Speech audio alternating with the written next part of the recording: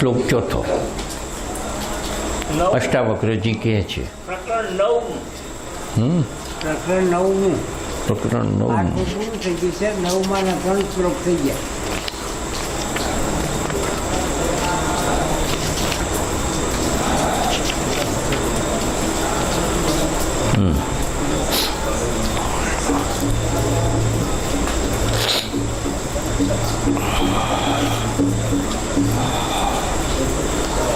શ્લોક ત્રીજો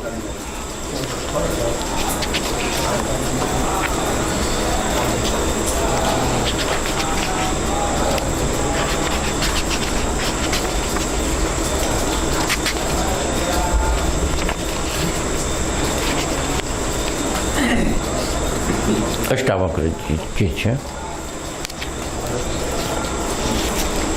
આપણે પ્રકરણ 9માં અષ્ટાવક્રજી જ જનક રાજાને કહે છે એટલે બોધ આપે છે. અત્યાર સુધીમાં અનુભૂતિ જે થતી જાય છે એની આખી આપણે અત્યાર સુધી આવ્યા છીએ એમાં હજી કંઈક એની પૂર્ણતામાં કંઈક ખામીઓ દેખાતી જાય છે. ત્યાં એમને ગુરુ નિર્દેશ કરતા જાય છે કે હજી અહીં તારી આટલી ભૂલ છે, અહીં તારું આ સુધારો કરવાની જરૂર છે. એ અત્યારે ત્રીજા શ્લોકની અંદર અત્યારે એમ કહે છે કે આ જગત, આ સર્વ જગત અનિત્ય ત્રિવિધિના તાપથી દોષયુક્ત છે. આ થઈ ગયો છે આપણે કાલે શ્લોક. ચોથો ચોથો છે.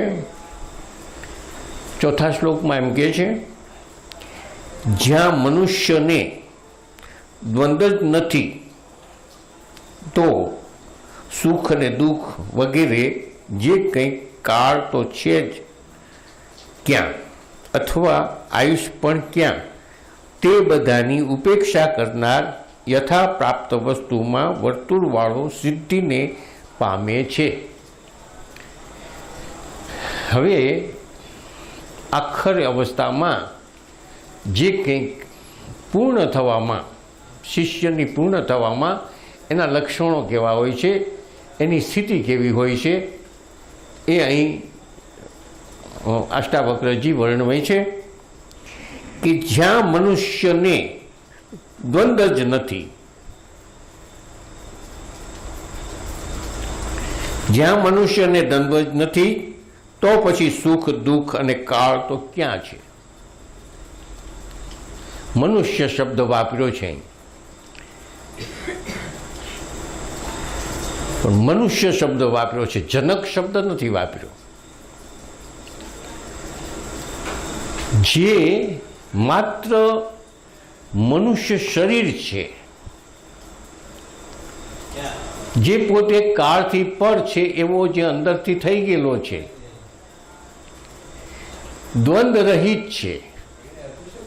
દ્વંદ્વની વાત આપણે કાલે કરી કે સત્કાર અને તિરસ્કાર એ દ્વંદ્વ કહેવાય, ઠંડી અને ગરમી દ્વંદ્વ કહેવાય, પ્રકાશ અને અંધકાર એ દ્વંદ્વ કહેવાય, સુખ અને દુઃખ એ દ્વંદ્વ કહેવાય, રાગ અને દ્વેષ એ દ્વંદ્વ કહેવાય.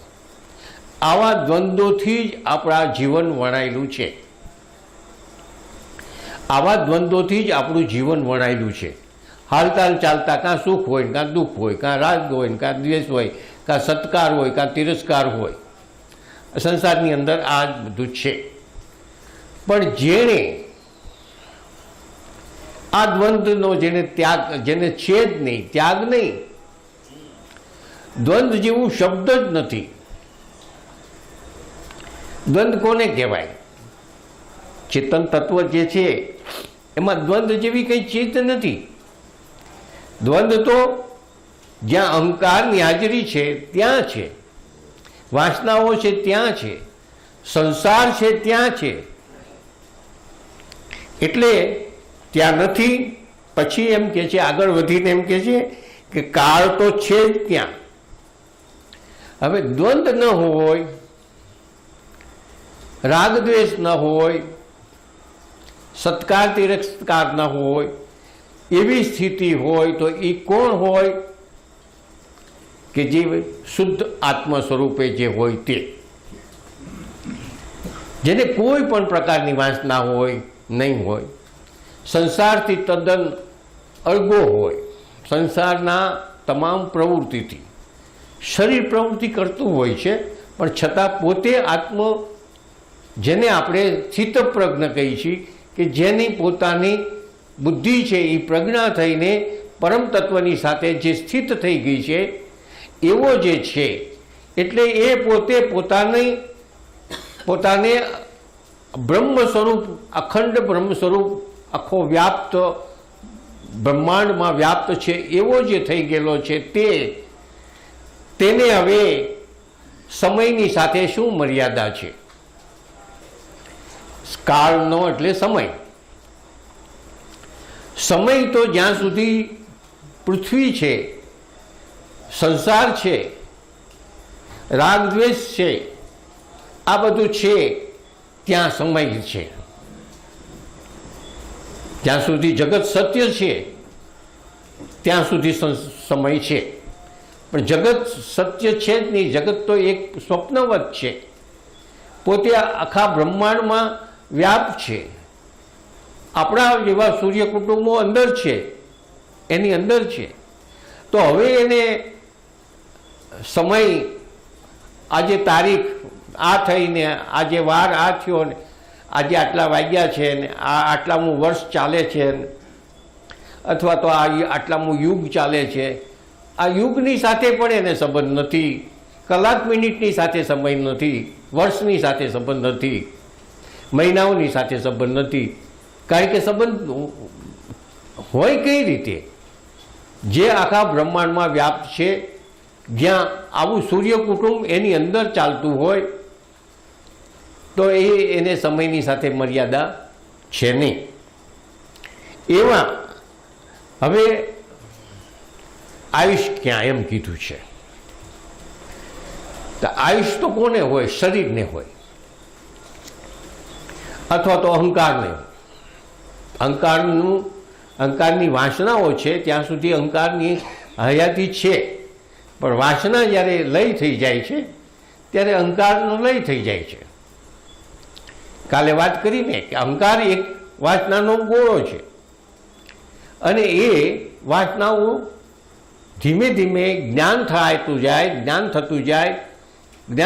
જાય, એમ જેમ કપૂર સળગતું જાય અને પોતાનું તદ્દન અસ્તિત્વ મટી જાય છે, એવી રીતે આ અહંકારમાં જેમ જેમ જ્ઞાન થતું જાય એમ એમ એની વાસનાનો ક્ષય થતાં હાવ એનું અસ્તિત્વ મટી જાય. અને શરીરનું જન્મ અને મૃત્યુ આપણે ગણીએ છીએ, પણ જ્ઞાનની દ્રષ્ટિએ તો શરીરનું જન્મ અને મૃત્યુ જેવું કાંઈ છે જ નહીં. એક પંચભૂતોનું આ એક પૂતળું ભેગું થાય છે, એ પણ સહજ રીતે થાય છે, કોઈ આપણી ક્રિયાથી નથી થતું. માતાના ગર્ભમાં રજ અને વીર્યનું સહજ રીતે મિશ્રણ થવાથી એક શરીરનું ઊભું થવું એ એક સહજ રીતે થાય છે. જન્મ થવો એટલે બહાર આવવું એ પણ સહજ રીતે થાય છે. એમાં કોઈ અહંકારની ક્રિયા એની અંદર કામ નથી કરતી, કોઈનું મદદમાં જરૂર નથી, એ સહજ રીતે જ થઈ રહ્યું છે. ભાઈ નાનું છે એમાંથી મોટું થાય છે, જે કંઈક થઈ છે. અને એ જ જે પાંચ તત્વોમાંથી માતાના ગર્ભની અંદર શરીરનું જે બંધારણ થયું, અને એ શરીર અન્ન આહારથી પોષણ મળતા મોટું થયું. એ જ પંચ તત્વો એમાં ભેગા થયા અને એ શરીર મોટું થયું. અને પછી એ શરીર જીર્ણ થતાં એને એના સગાવાલાઓ બાળી નાખે છે. તો એ બાળી નાખે છે એટલે એ જે પાંચ તત્વોથી જે મિશ્રણ થયેલું એ જ પાંચ તત્વોમાં પાછું ભળી જવું. અગ્નિ અગ્નિમાં ભળી જાય છે, વાયુ વાયુમાં ભળી જાય છે, પાણી પાણીમાં ભળી જાય છે, આકાશ આકાશમાં ભળી જાય છે અને પૃથ્વી તત્વમાં ભળી જાય છે. એટલે જે રીતે ભેગું થયું એ રીતે નોખું થાય છે અને એ તત્વનો નાશ થતો નથી. એ તત્વ પાછા બીજા રૂપમાં પાછું બીજું ભરણ થાય. એટલે 5 તત્વોનું મિશ્રણ થયું, 5 તત્વો જુદા પડ્યા અને પાછું નવા એ 5 તત્વોનું બીજી ક્યાંક મિશ્રણ થશે. પરિવર્તન થયું છે, નાશ નથી થયો. એટલે એ રીતે ગણીએ તોય નથી અને આમ ગણીએ તો શરીરનો જન્મ અને મૃત્યુ ગણીએ પણ મારો જન્મ અને મૃત્યુ છે એવું જેવું કાંઈ છે જ નહીં. કારણ કે હું તો અનાદિ છું.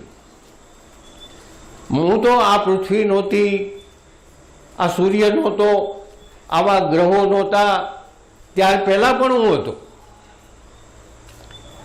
હું તો અનાદિ છું. મારો જન્મ મૃત્યુ જેવું છે જ નહીં.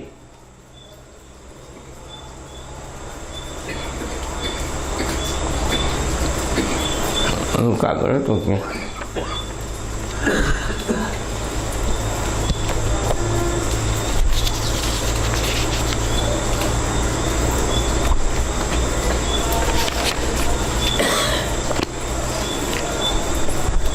આ બધા આધારો છે કે પરમ તત્વ આકાશ પહેલા, પૃથ્વી પહેલા, ગ્રહો પહેલા,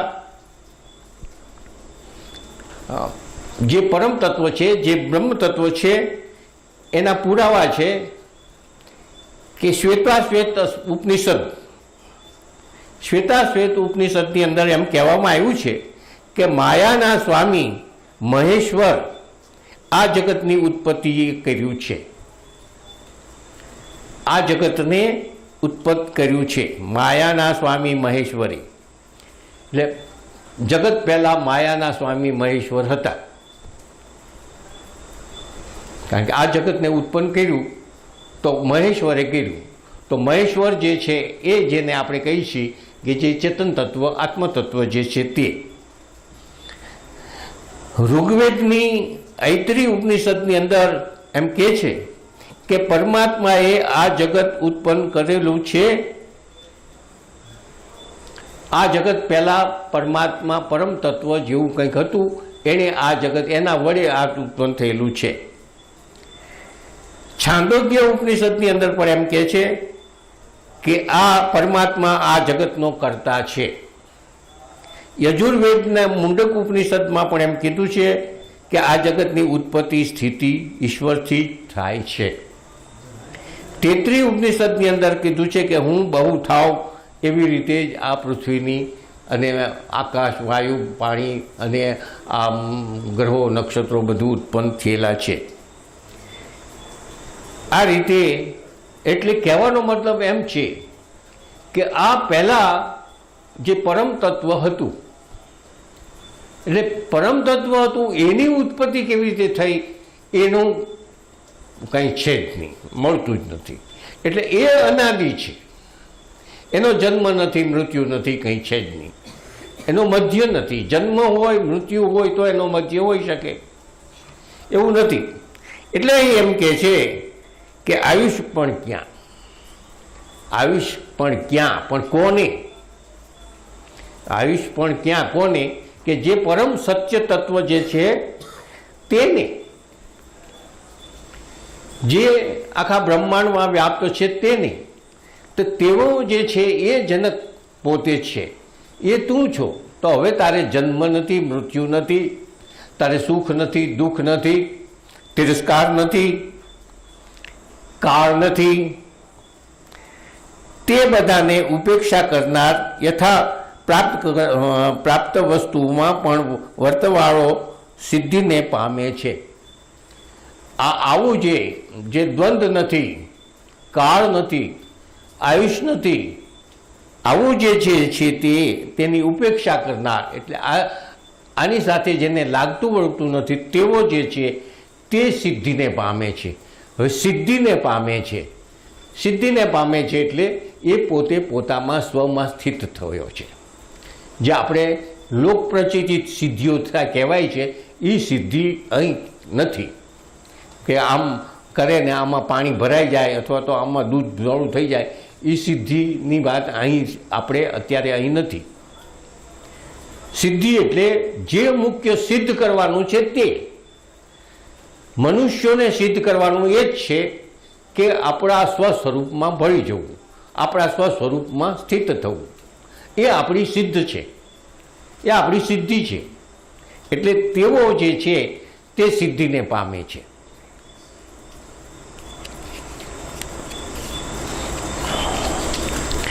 હવે આગળ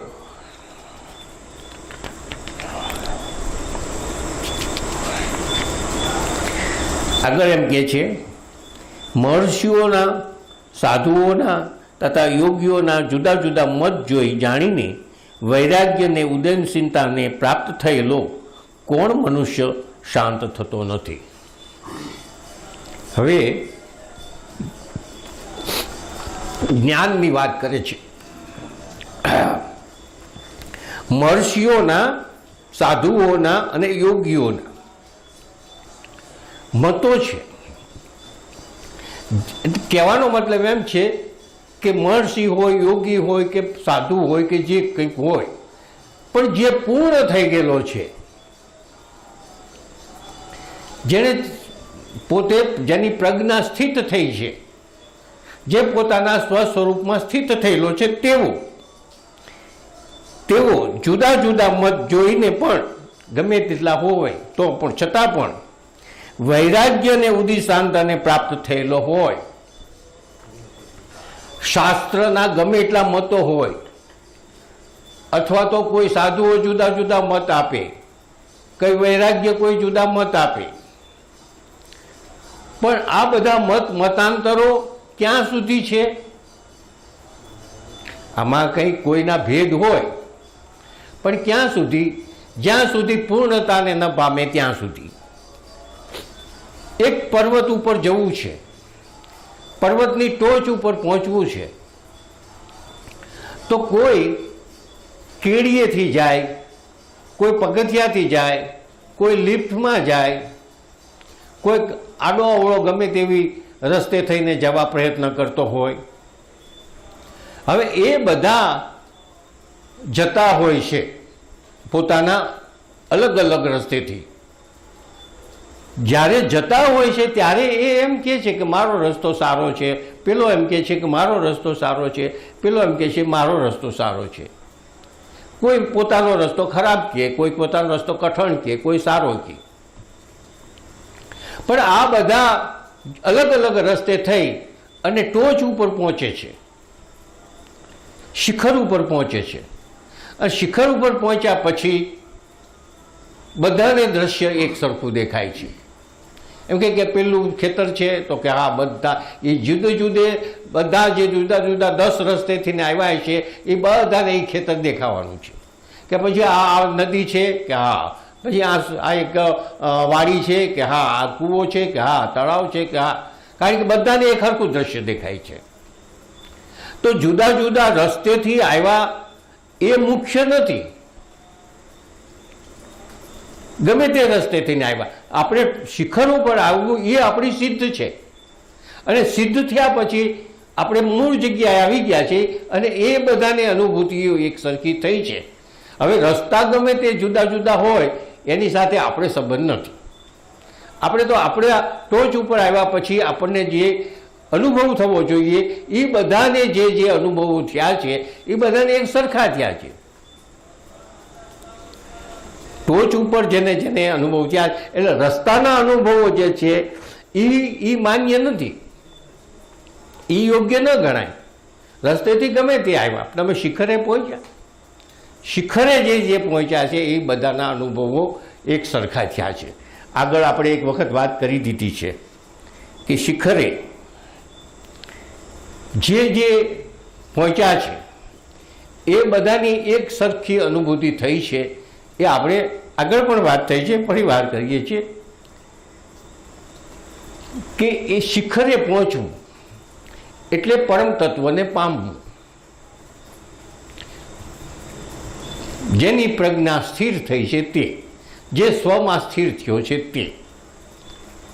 સ્વમાં સ્થિર થયો છે તે એટલે પરમ તત્વ આખા બ્રહ્માંડમાં વ્યાપ્ત છે, જે અનાદિ છે, જેને અંત નથી, અસીમ છે, સચ્ચિત આનંદ સ્વરૂપ છે. એવી સ્થિતિ જેની થઈ છે તે, એવી સ્થિતિ જેની થઈ એ બધાને એક સરખી થઈ છે. જે હમણાં વાત કરી કે શિખર ઉપર પહોંચ્યા પછી બધાને એક સરખું દેખાય, એમ બધા જે પૂર્ણ થયા છે એ બધા પૂર્ણને એક સરખી સ્થિતિ થઈ છે. જુદા જુદા કાળે, જુદા જુદા દેશે, દરેક જગ્યાએ જુદી જુદી જગ્યાએ હોવા છતાં બધાની સ્થિતિ એક સરખી થઈ છે. શ્રી કૃષ્ણ ભગવાને એમ કીધું અર્જુનને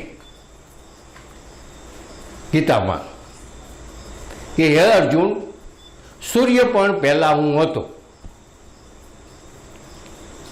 સૂર્ય પહેલા હું હતો એટલે કે આ વિશ્વની રચના થઈ ત્યાર પહેલા એ હતા.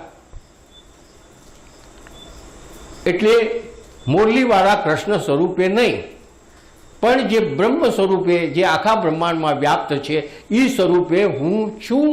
અત્યારે તને બોધ આપી રહ્યો છું ત્યારે હું એ સ્વરૂપે છું, અને એ સ્વરૂપે હું સૂર્ય પહેલા હતો. એટલે આ એની છેલ્લી અનુભૂતિ. બુદ્ધની છેલ્લી અનુભૂતિ. બુદ્ધ પણ જ્યારે આ સ્થિતિએ પહોંચ્યા ત્યારે આ જ એની અનુભૂતિ થઈ. જ્યારે પોતે તપ કર્યા અને તપ કરીને એને જ્યારે પૂર્ણ થયા ત્યાર પછી પોતે કપિલવસ્તુ પોતાની નગરીની અંદર ભિક્ષા માગવાની ગયા. ભિક્ષા પહેલા પોતાના મહેલમાં ગયા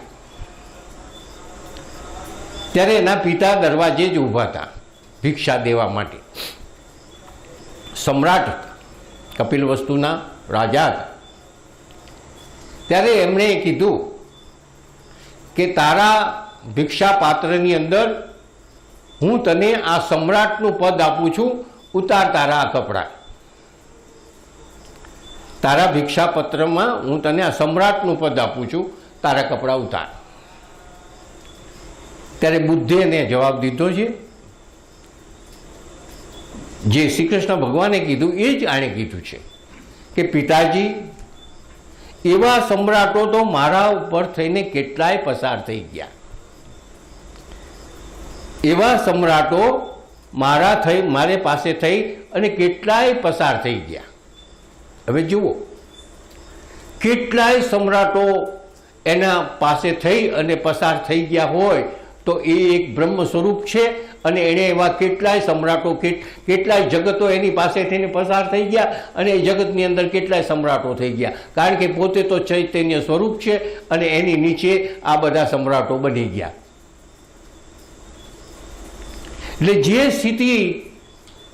જે સ્થિતિ બુદ્ધને થઈ એ સ્થિતિ શ્રી કૃષ્ણ ભગવાનને થઈ. કારણ કે એ પણ કહેવાનો અર્થ એ જ છે કે હું આવો અનિત્ય છું, હું નિત્ય છું, મારો ક્યારેય પણ નાશ નથી, હું આખા બ્રહ્માંડમાં વ્યાપ્ત છું, અને આવા વિશ્વો મારી પાસે, મારા અંદર કેટલી વખત થયા અને કેટલી વખત નષ્ટ થયા. ઈસુએ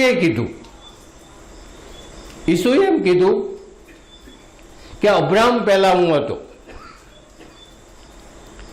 અબ્રાહમ પહેલા હું હતો એટલે એ લોકોના પહેલામાં અબ્રાહમ એટલે સૃષ્ટિનો પહેલો પુરુષ. સૃષ્ટિનો પહેલો પુરુષ અબ્રાહમ. તો અબ્રાહમ એટલે સૃષ્ટિ થઈ અને ત્યાર પછી અબ્રાહમ થયો. તો આ તો સૃષ્ટિ પહેલા હું હતો. ઈસુએ આમ કીધું, સૃષ્ટિ પહેલા હું હતો, આવું વિશ્વ ઉત્પન્ન થયું એના પહેલા હું હતો. તો આમણે કીધું, ઈસુએ કીધું, બુદ્ધે કીધું, શ્રી કૃષ્ણ ભગવાને કીધું, એમાં કોઈ દેશ કાળ અનુસાર કહેવાની રીત જુદી જુદી થઈ,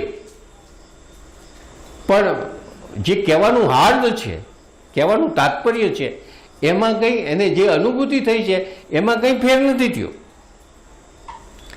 મોહમ્મદ પૈગંબરે પણ કીધું, મેં ખુદ અને ખુદા. ખુદ અને ખુદા, ખુદા એટલે વ્યાપ્ત જે છે તે. હું જે છું એ જ ખુદા છું, એ જ વ્યાપ્ત છું. અને હાવ ટૂંકમાં કીધું. એટલે એ જ છે જે ચૈતન્ય તત્વ છે, જે પરમ તત્વ છે, એ જ